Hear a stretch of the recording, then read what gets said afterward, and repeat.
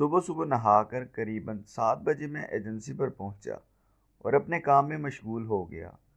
10 بجے کے قریب ڈاکیا آیا اور ایک لیٹر میرے ہاتھ میں دے کر چلتا بنا۔ لیٹر کھول کر پڑھا تو کسی عورت کو ہم کلام پایا جس نے لکھا تھا، السلام علیکم بیٹا، میں ایک ریڈر ہوں، یعنی سچی کہانیاں ریڈر۔ ہاں تو بیٹا، سنا ہے کہ آپ لوگوں کا دکھ درد لکھتے ہو، تو میں نے سوچا کیوں نہ ہم بھی کچھ آپ کو دیں جسے لوگ پڑھیں اور ہمارا دکھ بھی کم ہو۔ بات لمبی ہے، خیر مختصر کہ اگلے دن ہی اس عورت نے اپنی سٹوری ارسال کی جس کی تحریر کچھ یوں الفاظ میں بیان تھی: یوں تو میرے والدین میں کبھی نہ بنی، لیکن ہمارے گھر کا سب سے بڑا المیہ یہ تھا کہ یہاں لڑکوں کو فوقیت دی جاتی جبکہ بیٹیوں سے دور جاہلیت والا سلوک کیا جاتا۔ یوں لڑکی ہونے کی وجہ سے اس امتیازی سلوک نے مجھے بالکل ہلا کر رکھ دیا۔ سوچوں کہ اس اذیت بری زندگی نے میری روح کے تار جھنجھوڑ ڈالے تھے۔ سوچتی رہتی تھی کہ ہمارے گھر کا ماحول دوسرے گھروں جیسا کیوں نہیں، ہمیں بھائیوں جیسی اہمیت کیوں نہیں ملتی۔ کاش میں نے اس گھر میں جنم نہ لیا ہوتا کہ جہاں والدین نے کبھی ہم پر توجہ نہ دی، وہ پیار نہ دیا جس کی خاص طور پر بچیوں کو ضرورت ہوتی ہے۔ ہمیں ساتھ دے کر کہیں نہ جاتے اور نہ کسی سے ملنے دیتے۔ رشتہ دار آتے اور ہم دور سے انہیں دیکھتے، وہ بڑوں سے مل کر چلے جاتے۔ گھر میں ایک خاص قسم کا تناؤ رہتا تھا۔ میری والدہ کو شوق تھا کہ ان کے بچے پڑھ لکھ جائیں، کیونکہ ان کو خود تعلیم حاصل کرنے کا موقع نہ ملا۔ سسرال میں سبھی پڑھے لکھے تھے، ان کے سامنے یہ احساس کمتری کا شکار رہتی تھی اور جاہل ان پڑھ ہونے کے طعنے سننے پڑتے تھے۔ تبھی چاہتی تھی کہ ان کی اولاد میں یہ کمی نہ ہو، کوئی ان کو ان پڑھ اور جاہل نہ کہے۔ جس گھر کا ماحول پرسکون نہ ہو، وہاں بچے اپنی ٹوٹی پھوٹی اور مسخ شدہ شخصیت کے ساتھ کس طرح ساتھی طالب علموں کے ہمراہ قدم سے قدم ملا کر چل سکتے ہیں؟ حالانکہ میں ذہین تھی اور محنت بھی خوب کرتی تھی، لیکن جب امتحانی پرچہ حل کرنے بیٹھتی تو دل دھڑکنے لگتا، آنکھوں کے سامنے اندھیرا چھا جاتا اور میں ایک لفظ بھی نہ لکھ پاتی۔ بلاخر والد صاحب کو توجہ دینی پڑی۔ انہوں نے سمجھ لیا کہ مجھے پڑھائی میں مدد کی اشد ضرورت ہے، ورنہ کبھی نہ پڑھ سکوں گی۔ انہوں نے اس ٹیوٹر سے بات کی جو روز شام کو میرے بھائیوں کو پڑھانے آیا کرتا تھا۔ اس نے کہا، ٹھیک ہے، آپ کے لڑکوں کو پڑھانے کے بعد میں آپ کی بیٹی کو بھی پڑھا دیا کروں گا۔ میری ضرورت ان دنوں ٹیوٹر سے زیادہ کسی ایسی ہستی کی تھی جو میری ٹوٹی ہوئی شخصیت کو سہارا دے۔ میری روح محبت برے سلوک کی پیاسی تھی۔ استاد ہمارے گھریلو ماحول کو سمجھ چکے تھے۔ ان کا نام بلند بخت تھا۔ بخت صاحب نوجوان آدمی تھے، حال ہی میں فارغ التحصیل ہو چکے تھے اور ملازمت کی تلاش میں تھے۔ اس دوران ٹیوشن پڑھاتے تھے۔ انہوں نے مجھے بہت پیار و توجہ سے پڑھانا شروع کیا۔ ان کی بھرپور توجہ کے باعث میں نہ صرف پڑھائی میں دلچسپی لینے لگی، بلکہ ان کی ذات بھی میرے لیے دلچسپی کا مرکز بن گئی، اور یوں ہم چاہت کی منزلوں سے آگے نکل گئے۔ بخت بظاہر شرافت کا نمونہ تھے اور ان کے نیک چلن ہونے کے ہمارے گھر میں چرچے تھے۔ گھر کا ہر فرد ان کی نیک نفسی اور اچھے اخلاق کی گن گاتا تھا۔ اس امر کی گھر والوں کو مطلق خبر نہ تھی کہ میں اسکول سے چھٹی ہو جانے کے بعد کچھ وقت اپنے ٹیوٹر کے ساتھ گھر سے باہر گزارتی ہوں۔ ہم اکثر ایک قریبی ریسٹورنٹ کے فیملی روم میں جا بیٹھتے اور تھوڑی دیر بات چیت کر لیا کرتے۔ اس دوران چائے یا کافی ہم دونوں کا موڈ مزید خوشگوار بنا دیتی۔ وقت نے مجھ سے وعدہ کیا تھا کہ جو ہی اس کو ملازمت مل جائے گی وہ مجھ سے شادی کر لیں گے۔ انہوں نے کہا، تمہارے والد مجھے پسند کرتے ہیں اور مجھے یقین ہے کہ وہ تمہارا رشتہ مجھے دے دیں گے۔ اس بات پر میں نے بھی یقین کر لیا، کیونکہ والد صاحب بلند بخت کو اس قدر پسند کرتے تھے کہ ہر وقت ان کی تعریف کرتے رہتے۔ میری والدہ سے کہتے، ایسے لائق بیٹے نصیب والوں کے ہوتے ہیں۔ ابا ان کی ملازمت کی کوشش بھی کرتے رہتے۔ انہوں نے اس بارے میں کئی دوستوں سے کہہ دیا تھا۔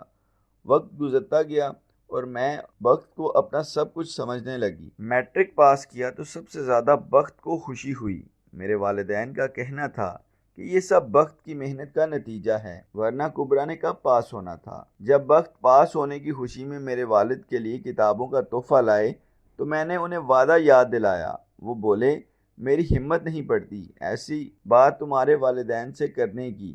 تم خود ہی ان سے گزارش کرو کہ میں تم سے شادی کے لیے والدہ کو لانے کا آرزومند ہوں۔ وہ سمجھے کہ بھلا لڑکی ہو کے یہ کیسے والدین سے رشتے کی بات کر سکتی ہے، لیکن میں اپنے جذبے میں سچی تھی۔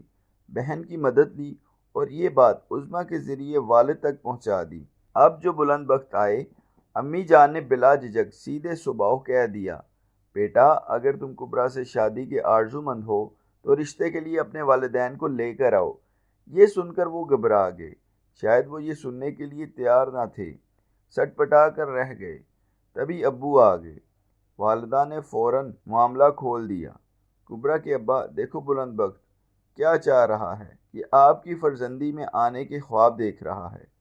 فرزندی میں آنا تو اچھی بات ہے، ہم اسے بیٹا سمجھ کر ہی گھر کے اندر بٹھاتے ہیں، بیٹا سمجھ کر گلے سے بھی لگاتے ہیں۔ بیٹیوں کا فرض ہر ماں باپ کو ادا کرنا ہوتا ہے۔ بلند بخت کو بیٹا بنانے میں کوئی حرج نہیں۔ وہ سر جھکائے سنتا گیا۔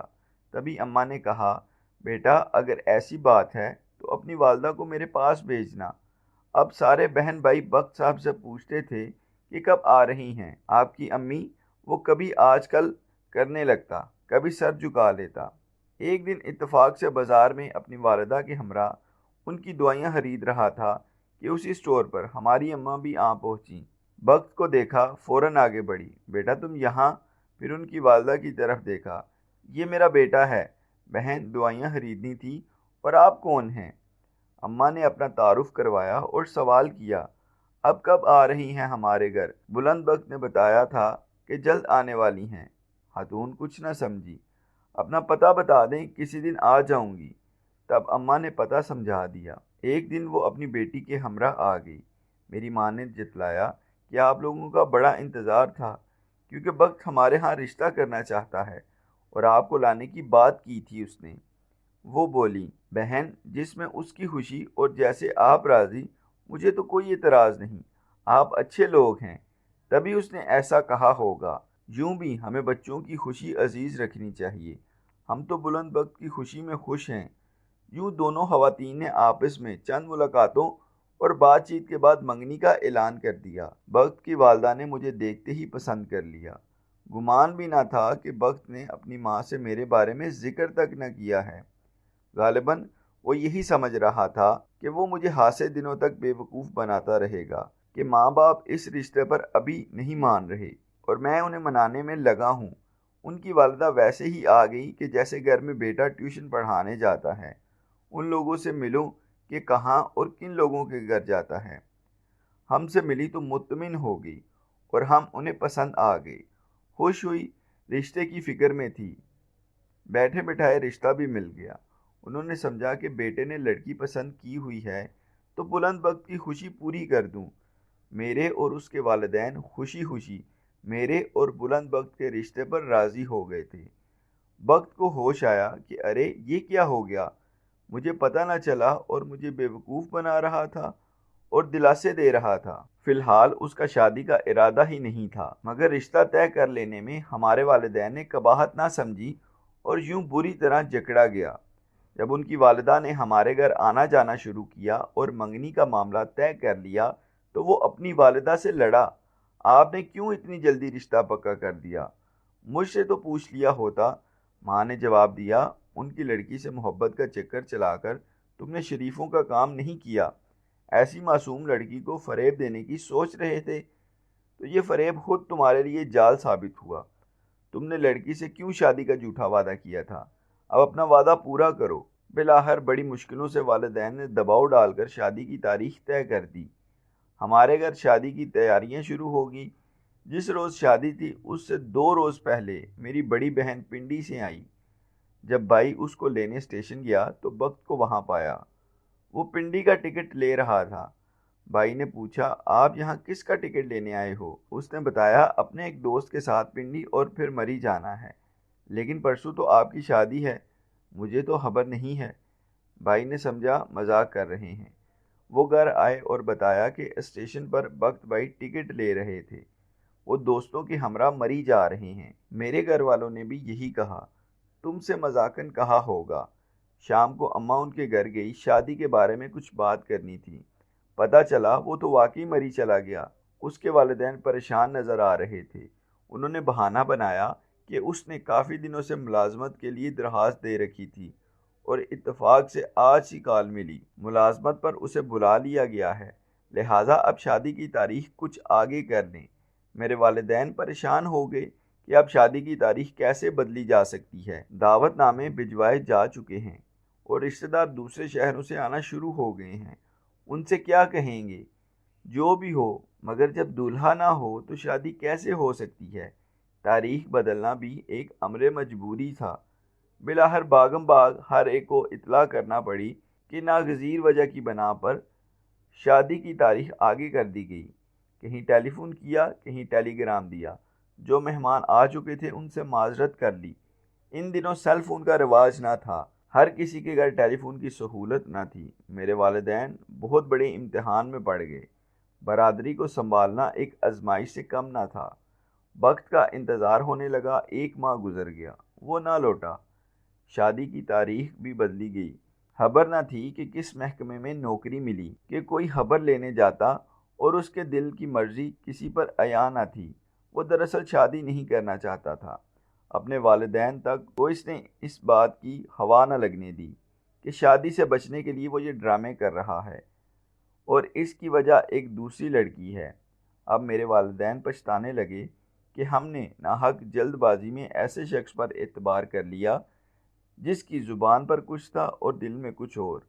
اس کے والدین کم پریشان نہ تھے۔ اس کے دوست کے گھر گئے جس کے پاس اس کا فون نمبر تھا۔ اس نے فون پر وقت کو لعنت ملامت کی۔ تب اس نے اپنے والدین سے بات کی اور کہا، نئی ملازمت ملی ہے، فی الحال نہیں آ سکتا، 2 ماہ بعد آ سکوں گا۔ اے کاش وہ اس دن ہی والدین کو اصل بات سے آگاہ کر دیتا تو ہم لوگ مزید خواری سے بچ جاتے، مگر اس کم ہمت انسان میں اتنی اخلاقی جرأت نہ تھی کہ سچ بات لبوں پر لاتا۔ آخری وقت تک دھوکے میں رکھا، بلکہ ایک نئی تاریخ بتا دی۔ میرے والدین نے دوبارہ کارڈ چھپوائے اور برادری میں تقسیم کر دیے۔ آخری وقت میں پھر انہیں منہ چھپانا پڑا۔ ہوا یوں کہ دوسری بار جو تاریخ طے پائی تھی، وقت اس سے 1 روز پہلے گھر آ گیا۔ سب خوش ہو گئے، شکر ہے وہ آ گیا۔ میں مایوں بٹھا دی گئی، سہیلیاں سہاگ گیت گانے لگی۔ اس کا ایک دوست آیا، والد صاحب کو بتایا کہ بلند وقت اکیلا نہیں آیا بلکہ اپنی نئی دلہن کے ساتھ آیا۔ بار بار تاریخ تبدیل کرنے کا سلسلہ سمجھ میں آ گیا۔ اسی دوست نے بتایا کہ وہ ایک اور گھر میں بھی لڑکی کو ٹیوشن پڑھانے جاتا تھا جو FA کی طالبہ تھی اور ایک بڑے بزنس مین کی بیٹی تھی۔ اسے بھی محبت کا فریب دیا تھا، لیکن وقت کو امید نہ تھی کہ اتنے امیر گھرانے کا رشتہ مل جائے گا۔ سمجھ رہا تھا کہ وہ ایک معمولی گھرانے کا بے روزگار نوجوان ہے، بھلا اتنا بڑا سرمایہ دار کیوں کر اپنا داماد بنا سکتا ہے، لہٰذا وہاں بھی بس دل لگی ہی تھی۔ تاہم اچانک جب لڑکی پر انکشاف ہوا کہ وقت کی شادی ہو رہی ہے، اس لڑکی نے وقت کے ساتھ خوب جھگڑا کیا۔ تب اس نے کہا، تم رئیس آدمی کی بیٹی ہو اور میں ایک معمولی گھرانے کا فرد ہوں، تمہارا میرا رشتہ نہیں ہو سکتا۔ بے شک اپنے باپ سے منوا سکتی ہو تو منوا لو۔ لڑکی لاڈلی اور جدی تھی، وہ اڑ گئی اور والدین سے بات منوا لی۔ عین وقت پر جب شادی کے کارڈ بھی چھپ چکے تھے، اس لڑکی نے وقت سے کہا، اب مجھ سے شادی کرنی پڑے گی ورنہ میں خودکشی کر لوں گی اور میرا باپ تمہیں جیل میں ڈلوا دے گا۔